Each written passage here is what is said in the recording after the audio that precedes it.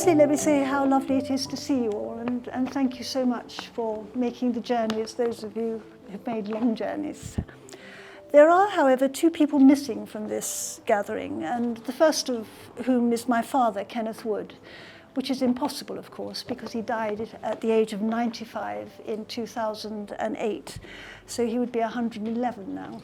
My father was born in Sheffield, and though spending most of his life in the south, he remained a proud Yorkshireman all his life.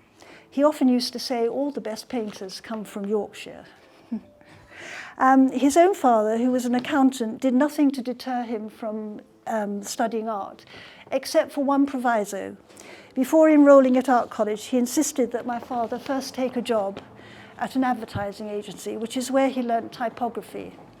And it was these twin skills of painting as painter and typographer that were to dictate his professional life. At Sheffield Art School, he met Jan Bussell, whose wife Anne had an early success in television with her puppet, Muffin the Mule. Remember that? Jan Bussell first commissioned my father to paint the frontispiece for his own marionette theatre, then persuaded him to leave Sheffield to join a London-based community of international artists and puppeteers run by Biddy Lanchester, whose daughter Elsa Lanchester married the actor Charles Laughton. And Charles Laughton was one of the early group of Londoners who collected my father's paintings. And another was Edward Marsh, who was private secretary to Winston Churchill. By this point in the mid-1930s, my father was exhibiting regularly at Lucy Wertheim Gallery, while simultaneously running his own marionette theatre, for which he hand-carved wooden puppets 18 inches tall. I still have some, or I have one or two. Some of them were stolen, but they're quite intricate pieces of work. His marionette theatre was also how he first met my mother, Anne Waterman. They married almost immediately in 1936, setting up home in Bloomsbury. Then, as war threatened, moving 50 miles from London into the East Anglian countryside.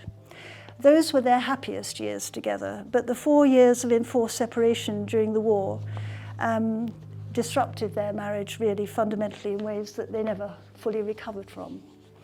And yet for both of them, both my mother and my father, those 4 years of war were also the most exciting and the most defining of their lives. My father was with the army in Cairo and Baghdad, assigned to camouflage, which meant that he had plenty of time to paint. I think he only ever fired a rifle once, and then by mistake. My mother, meanwhile, was in Paris, leading a glamorous life, working with the American forces. And it was to her affluent Parisian life that my father returned after the war, and where they continued to live for several years. My mother still working for the American forces, and my father able to afford a studio of his own. It was also in Paris that I was born. But as their marriage became increasingly stormy, first my father, followed eventually by my mother and myself, we all returned to England. It was in these post-war years that my father exhibited regularly at the Redfern and Leger galleries.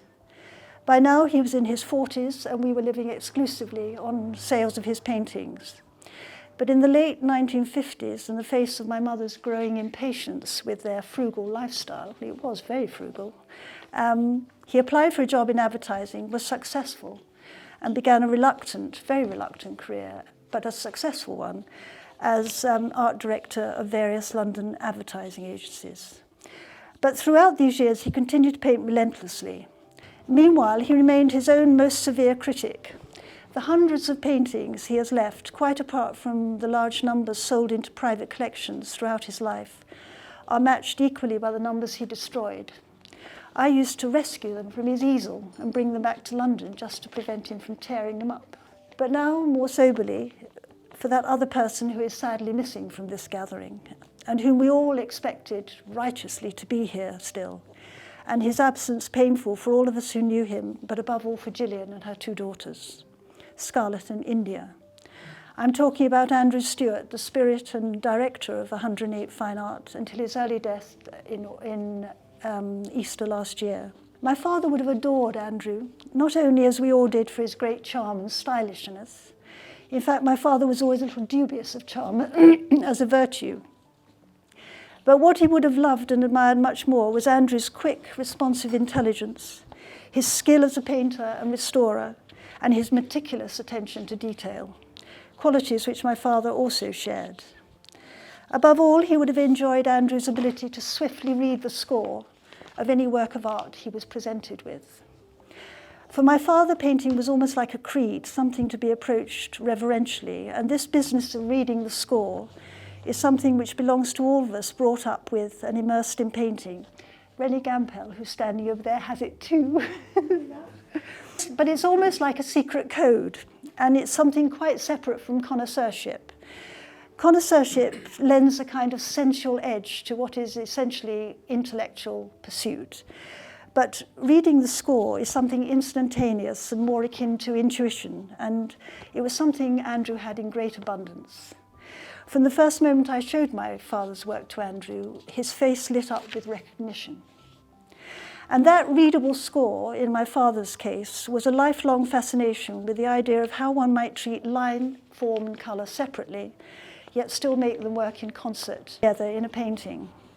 It was a fascination that haunted him throughout 7 decades of prolifically sustained work, hence this exhibition's title, An Odyssey Through 7 Decades. We have paintings by my father dating from the 1930s right through until 2007, a year before he died. And although the work divides recognisably into decades, it all contains the same abiding fascination with the conundrum he set himself as a young man. As a personality, my father was essentially a proud, at times stubborn, even occasionally irascible man.